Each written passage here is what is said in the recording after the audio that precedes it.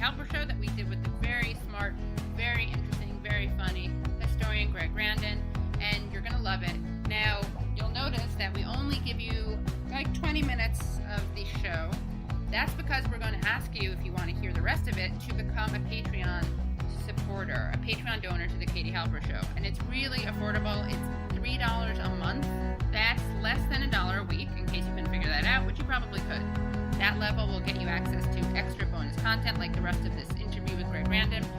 You'll also be able to get extra interviews that we've done with Emmett Renson, Carl Bayer, Liza Featherstone, and Doug Henwood that required major editing because of the sound issues at the venue that we were recording it at.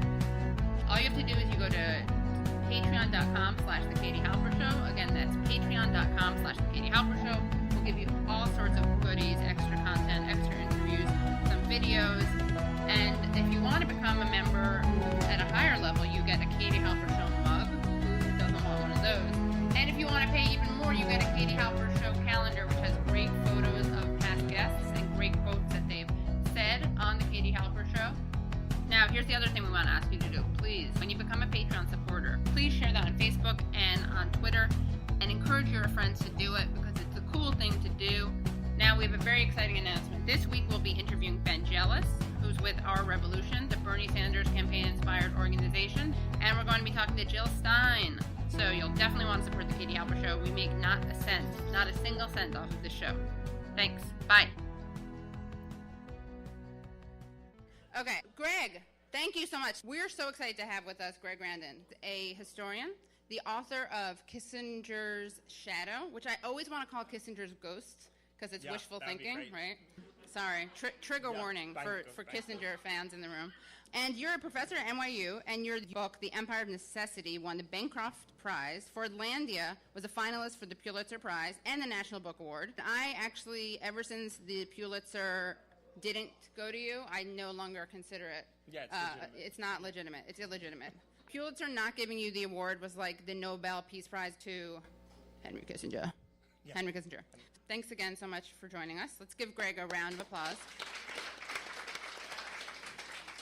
So, Greg, I thought a good way to start would be, because you are a Latin Americanist at the least, but you write about a lot of stuff. I wanted to talk to you about being a historian and being a professor and how you approach the question of objectivity, impartiality, the role of the historian, the role of the intellectual. That's specific enough? Yeah, and that's a pretty serious question. I guess I wasn't expecting that. I like to ease into it. Start light, go dark.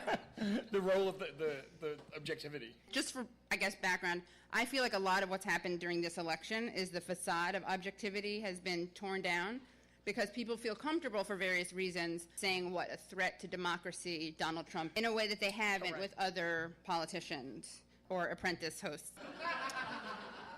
So yeah, the idea of this, when I write, whether it's a tweet or a blog post or an article, or when I was teaching history, because I taught high school history, I would always tell my students or tell my readers as if they couldn't tell, but I was open about having a perspective and an agenda.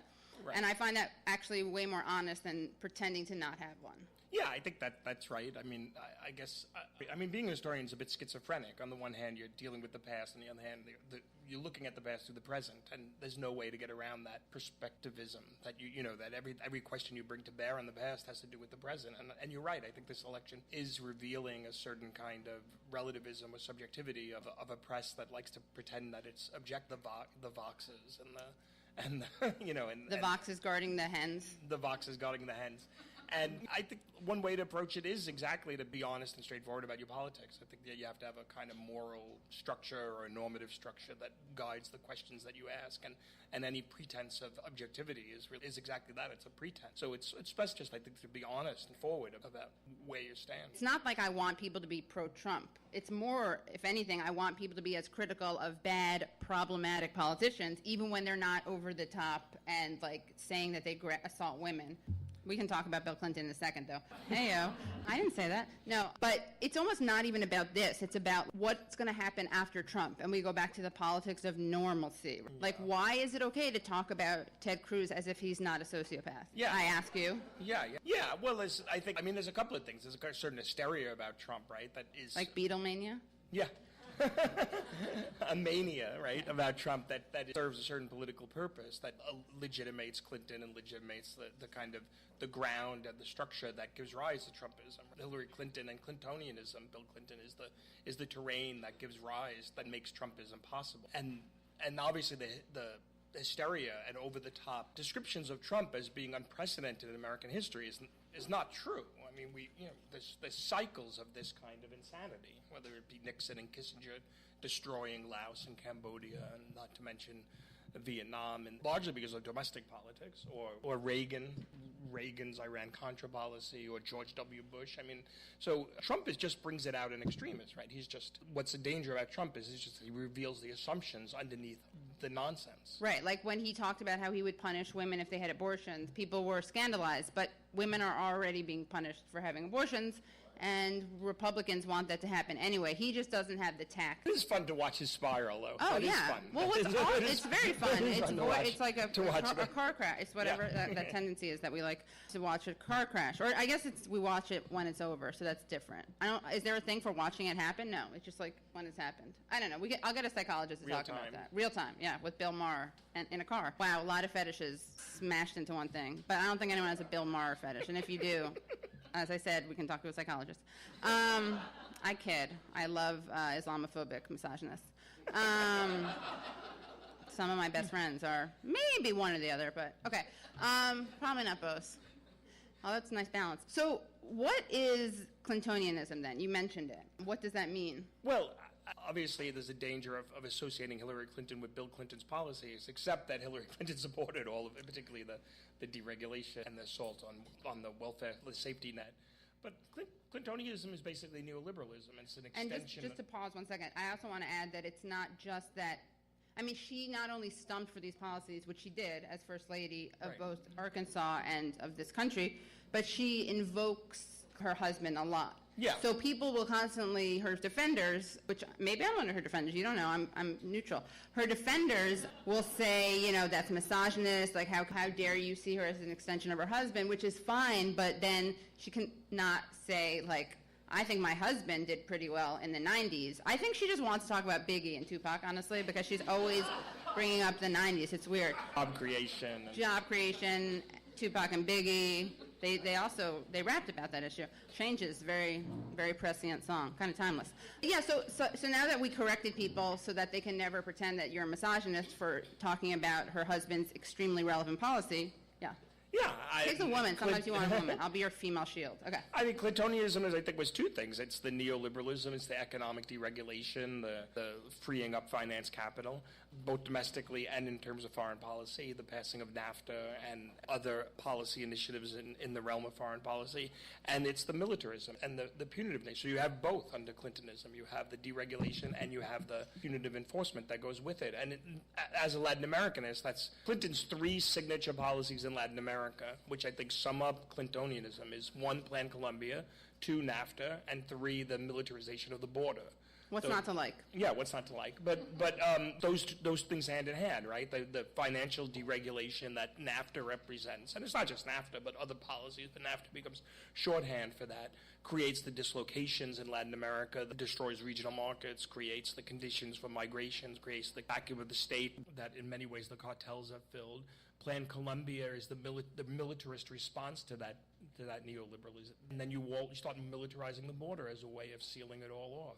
I mean, particularly the militarization of the border was a nice way of thinking about the way the domestic and the foreign overlap. So on the one hand, it was part and parcel of NAFTA. They knew that NAFTA would increase undocumented migration because of the dislocation it would cause in Mexico. So there was can a you way just of explain that? Well, NAFTA basically destroyed Mexico's ability to subsidize and protect its local agricultural markets and opened up its agricultural markets to U.S. agro industry. And the idea was that all of the displacement that would be a result of that would be absorbed by an expanding assembly plant industry, the maquilas on the border, and it didn't. I mean, the assembly plant sector didn't absorb the amount of people displaced from the agricultural sector. So those people either went to Mexico City or they went north into the United States. But it's also like, it's not like the maquila is the gold standard either, right? No, So that that's neither is, rare. yes. So So hand in hand with NAFTA went the militarization of the border. They increased the number of border agencies. You know, basically they made it increasingly difficult to come into the United States through urban corridors, and they pushed undocumented migrants into the desert.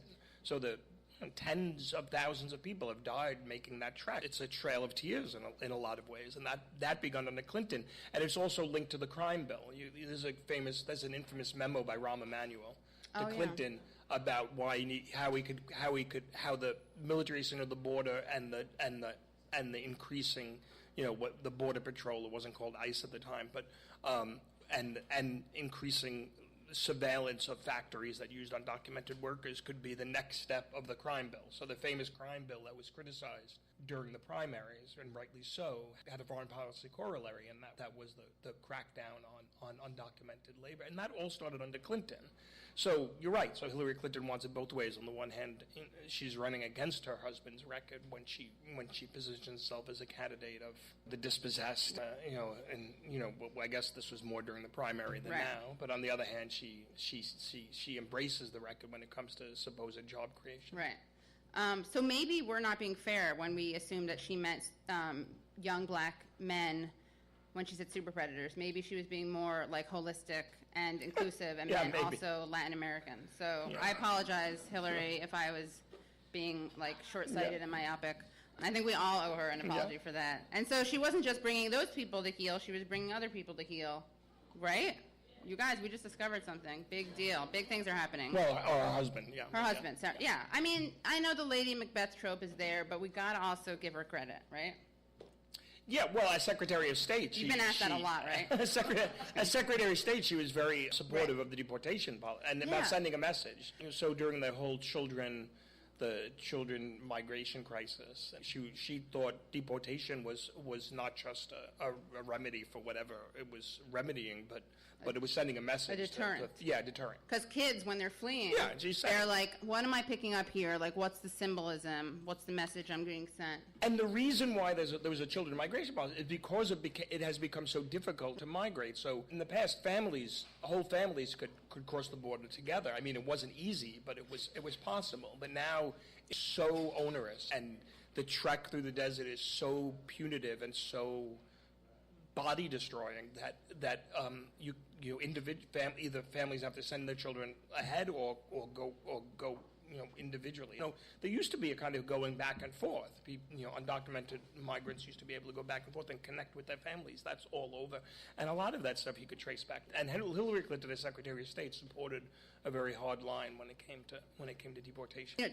Thomas Frank's book, Listen Liberal. I don't know if you've read it, but he has a chapter in it which is quoting someone else, and it takes a liberal.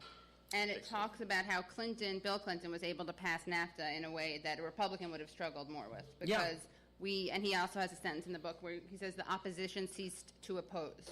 And I think we saw that with Obama, too, a little bit. Like, he got away with things. It's complicated because he also didn't get away with things because there's a lot of racism in this country, to understate it. He faced total obstructionism on the one hand, but then I think, like, I did this myself. I'd be like, oh yeah, like, it's bad that he's doing this, but look at all the stuff he's facing, which isn't really related. I mean, you can do the two things at the same time. Yeah. NAFTA's interesting because Bill Clinton made a decision to prioritize NAFTA rather than Hillary Clinton's health care policy. That was a decision to exert political capital to pass NAFTA. That was under Henry Kissinger actually advised Bill Clinton.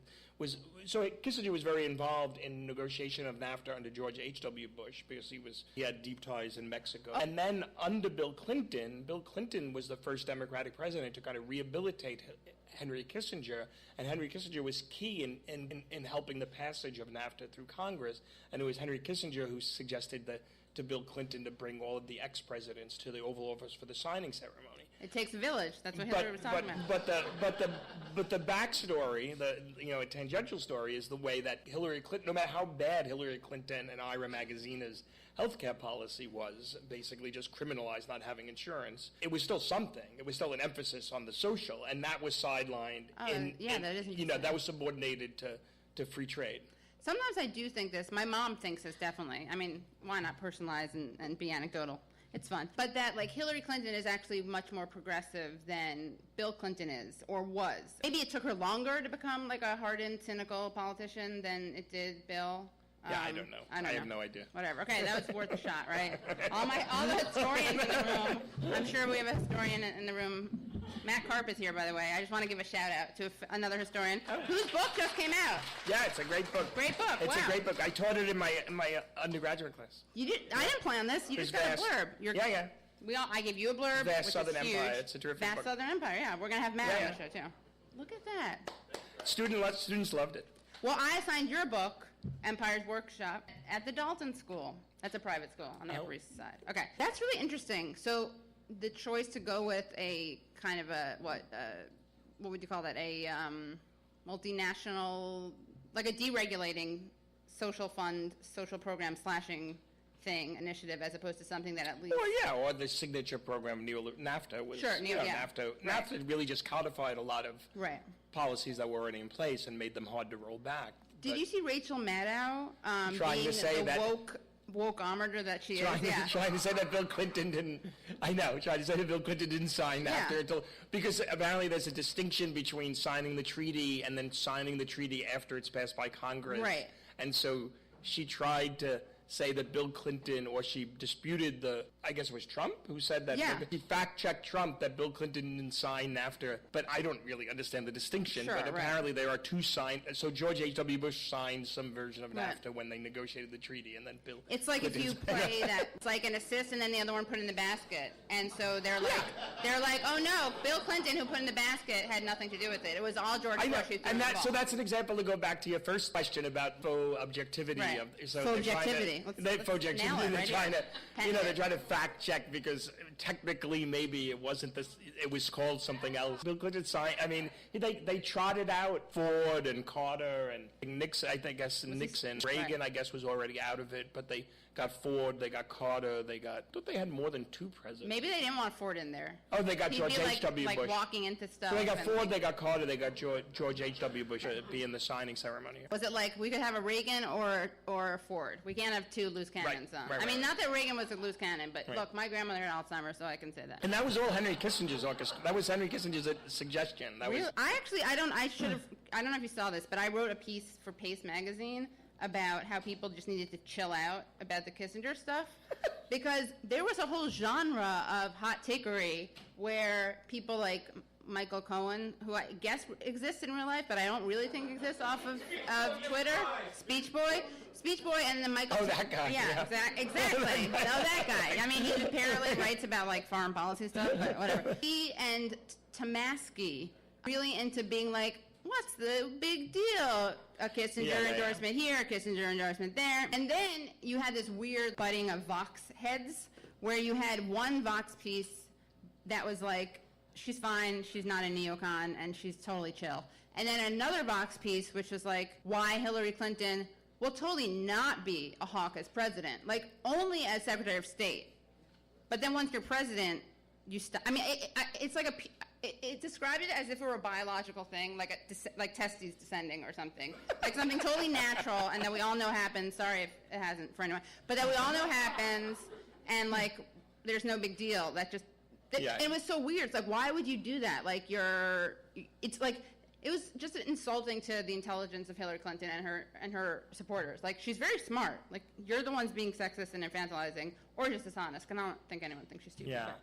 I mean, I wrote a bunch of things for The Nation, kind of spin-offs of this book, and I can't write any more about Kissinger. But if I were to write another thing about Kissinger, I mean, it's amazing. What's amazing, and what would Greg write if he could write more about Kissinger? To find out, just become a Patreon subscriber, support the Katie Halper Show, and you'll hear not only what he has to say about Kissinger, this amazing thing, you'll also hear his thoughts on why the Human Rights Watch head, Jose Miguel Vivanco, sabotaged the peace agreement in Colombia, why Uribe tweeted against peace in Colombia, why and how the Clintons created the conditions for Donald Trump to arise. Plus, we'll hear from Julia Carmel and Jeeves about the North Carolina GOP bombing, and I'll read you some great commentary from Ari Paul on the same subject. All you have to do is you go to patreon.com/The Katie Halper Show. Again, that's patreon.com/The Katie Halper Show. When you become a Patreon supporter, please share that on Facebook and on Twitter and encourage your friends to do it because it's a cool thing to do.